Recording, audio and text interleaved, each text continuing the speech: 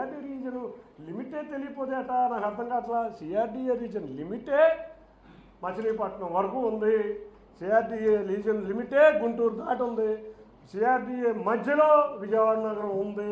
ఇంకా కావాల్సింది ఏముంది? విజయవాడ నగరం ఒక విశిష్టత ఏంటంటే నీ పార్టీని ఏ రోజు కూడా విజయవాడ నగరానికి మా వాళ్ళకి అందరికీ అర్థమయ్యే ఉంది కాబట్టి మా ప్రజలందరూ కూడా ఏ రోజు నీకు ఇక్కడ ఒక లోక్సభ సభ్యత్వం కూడా ఇచ్చే పరిస్థితిలో ఈ నగరం లేదు. నువ్వు దొంగనాటకాలు ఆపమని కోరుకుంటూ ఇవాళ చిలక పలుకులు పలుకుతున్నారు కొంతమంది జగన్ శిష్యులు. చిలక పలుకులు వెనక వాళ్ళ బాధ మా అందరికీ తెలుసు. పార్లమెంటు వేదికగా ఏం జరిగిందో మాకు తెలుసు. వాళ్ళ పార్లమెంటు సభ్యులు మా దగ్గరికి వచ్చి చాలా బాధను వ్యక్తం చేశారు. వాళ్ళ అమరావతి వల్ల ఇబ్బంది పడుతున్నాం, మావిగన్నని మా వాడు మళ్ళీ ఒక కామెడీ పీస్ చేశారని చెప్పి ఇబ్బంది పడుతున్నారు. చిలక పలుకులు పలికిద్దామని చూసుకుంటున్నాం. ఈ చిలక పలుకులు వాళ్ళ పెదవాళ్ళ నుంచే వస్తున్నాయి కానీ వాళ్ళ గుండెల నుంచి రావట్లేదు. పాపం వాళ్ళ బాధలను చూస్తే నాకు కూడా బాధగా ఉంది. ఇప్పుడైనా ఖైదీలుగా విముక్తై ఈ ప్రాంత అభివృద్ధికి మీరు మాతో రండి అంటే మాతో సహకరించండి. మీరు అప్పటికన్నా చరిత్రలో ఏదో చిన్న ప్లేస్ అన్నా ఉంటుంది.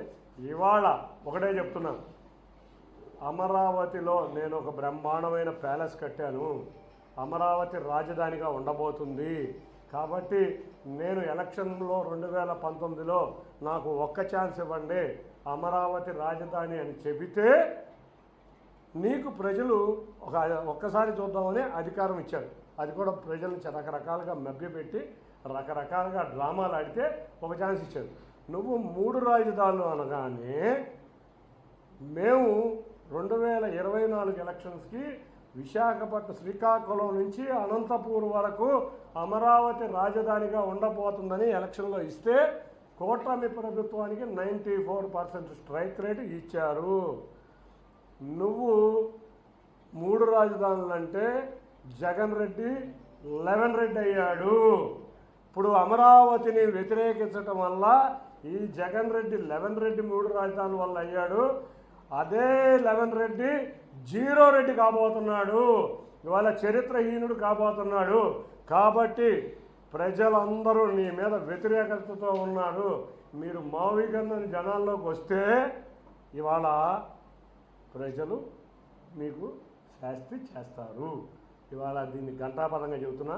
ఇంకొకటి, మీడియా హౌసుల మీద ధర్నాలు చేపించి నువ్వు టాపిక్ డైవర్ట్ చేద్దామని అనుకుంటున్నావేమో, నీ చరిత్ర ప్రజల దగ్గర ఉన్నది. నువ్వు ఇటువంటి ఏ కార్యక్రమం చేసినా ఊరుకోం. కాబట్టి వాళ్ళ ముఖ్యంగా గౌరవ ప్రధానమంత్రి నరేంద్ర మోడీ గారు, హోంమంత్రి అమిత్ షా గారు బిల్లును ప్రవేశపెట్టి డబుల్ ఇంజన్ సర్కార్ కమిట్మెంట్ ఏంటో మనకి అర్థమయ్యే విధంగా చేశాం. ఎవరొచ్చినా ఇవాళ పార్లమెంట్లో పాస్ అయిన బిల్లుని రేపు అసెంబ్లీలో ఎవరొచ్చినా అసెంబ్లీలో ఏమీ చేయగలలేరని తెలిసి కూడా కొత్త నాటకం మొదలుపెట్టాం. ఇవాళ రాష్ట్రపతి నోటిఫికేషన్ వచ్చిన బిల్లుని, పార్లమెంట్లో పాస్ అయిన బిల్లుని మళ్ళీ ఏదైనా పార్లమెంట్లోనే చేయగలం. ఈ వల్ల ఇంకొక 30 సంవత్సరాలు కూడా ఇదే డబుల్ ఇంజన్ సర్కార్ అధికారంలో ఉండబోతుంది. జీవితంలో జగన్ రెడ్డి అనే వ్యక్తి 0 రెడ్డిగా ఇవాళ అతని పార్టీ యొక్క చరిత్ర ముగియబోతుందని తెలియజేసుకుంటూ, ఈ పోరాటంలో మీరందరూ పాత్రికేయ సోదరులందరూ కూడా 2019 నుంచి 24 వరకు అన్ని మీడియా హౌసులు, ఒక్క సాక్షి తప్పితే అన్ని మీడియా హౌసులు కూడా పోరాడి, దీంట్లో ఒకళ్ళిద్దరు పోరాడలేదేమో కానీ పోరాడిన వ్యక్తులు మీరందరూ కలిసి, మనమందరం కలిసి అమరావతి రైతుల అమరావతుల రైతుల యొక్క త్యాగం, అంతేకాకుండా గౌరవ ముఖ్యమంత్రి గారి యొక్క కమిట్మెంట్, గౌరవ పవన్ కళ్యాణ్ గారి యొక్క కమిట్మెంట్, మా యువ నాయకుడైతే నారా లోకేష్ గారు అయితే అమరావతి బిల్లుని పార్లమెంట్లో పాస్ అయ్యేదాకా, గత పాదయాత్ర నుంచి చెప్తున్నారు అమరావతి రాజధానిని పాస్ అయ్యేదాకా ఆయన చివరి క్షణం వరకు ఉన్నారు. మీ అందరికీ, ముఖ్యంగా ఆంధ్రప్రదేశ్ ప్రజలకి అందరికీ కూడా ఈ శుభదినం రోజున శుభాకాంక్షలు, ధన్యవాదాలు తెలుపుకుంటున్నాను. Thank you.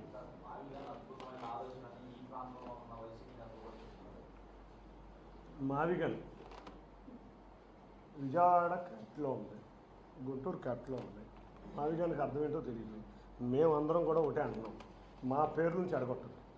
మాకు విజయవాడ అంటే ఒక ఒక వైబ్రెంట్, గుంటూరు అంటే ఒక వైబ్రెంట్. అమరావతి ప్రాంతంలో గుడివాడ, విజయవాడ, గుంటూరు వంటి ప్రాంతాలన్నీ ఈ అమరావతి దానిలో భాగం.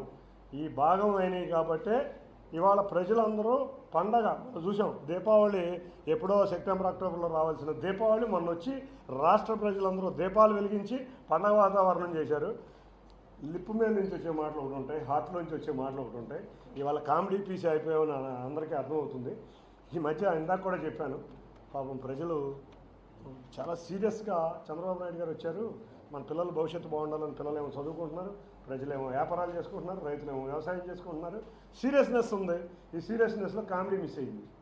ఈ కామెడీ మిస్ అయిన టైంలో కామెడీ పీస్ వచ్చింది. ఈ కామెడీ పీస్ ఎవడో కాదు, పులివెందుల ఎమ్మెల్యే జగన్ రెడ్డి. ఈ కామెడీ పీస్ చేసింది ఏంటంటే మావిక్ గన్ అంట.